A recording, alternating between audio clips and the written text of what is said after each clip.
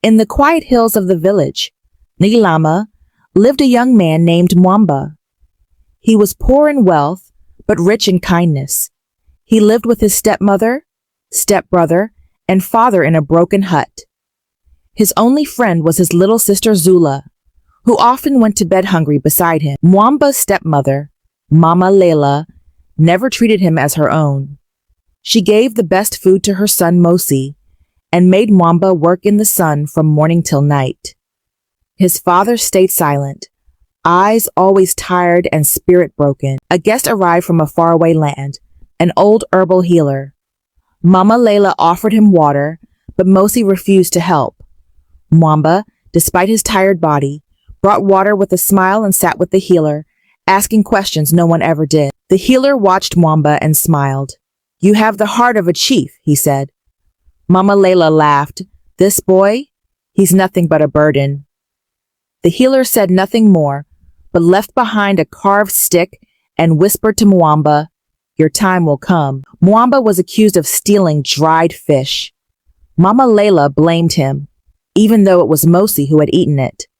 Mwamba tried to defend himself, but no one listened. His father told him, "Leave. I can't protect you." Mwamba walked away with nothing but the healer's stick and Zula's cloth tied to his waist. He wandered through forests and crossed rivers, hungry but determined. He worked wherever he could, cleaning, building, learning. Years passed. He reached a mining town. Instead of stealing, he offered to clean tools. The foreman was surprised by his honesty and hired him. For months he worked in dust and sweat, but he saved every coin, never forgetting Zula's hungry eyes. And Mwamba opened his own small shop with the savings. His honesty drew people. His shop became 3, then 10. He built schools, clinics, and hired orphans. The land that had cursed him began to whisper his name. Back in Nilama, times were hard. Mosi had lost everything to gambling. Mama Layla grew old and sick. Zula, now grown, cried every night for her brother. But they heard rumors of a wealthy man named Mwamba, who built with his heart. One day, a convoy of clean trucks arrived in Nilama. People gathered, and then they saw him. Tall, calm, eyes still full of the same kindness. Mwamba had returned. He held Zula tightly, and she wept into his shoulder. The villagers stood in silence. Mama Layla stepped back, unsure. Mosi looked down, ashamed. Mwamba walked toward them, not with pride, but with peace. "I did not come to punish," he said. "I came to heal." Mama Layla knelt down slowly. "Forgive me," she whispered, her voice cracking. Mwamba lifted her up with trembling hands. "The one who forgives first," he said, "is richer than gold." He took Mosi's hand, too. "You are my brother. You fell, but you can stand again. I'll help you if your heart is ready."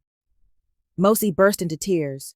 For the first time, he called Mwamba brother, with truth. Mwamba built a new home beside the old one.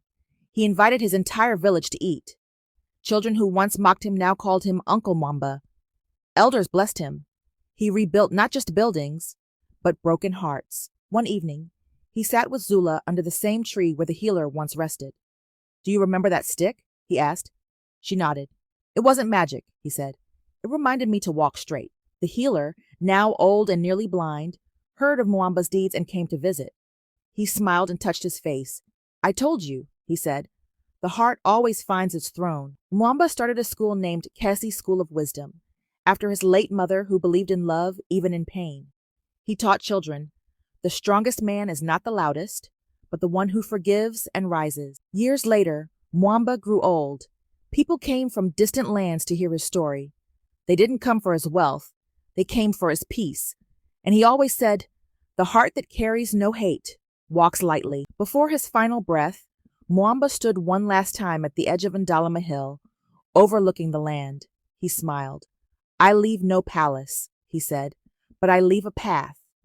And with that, his spirit rose with the wind. Paragraph Mwamba's story lived on, not through gold or houses, but through every life he touched. Children told his tale by the fireside, and in every home, one lesson was remembered.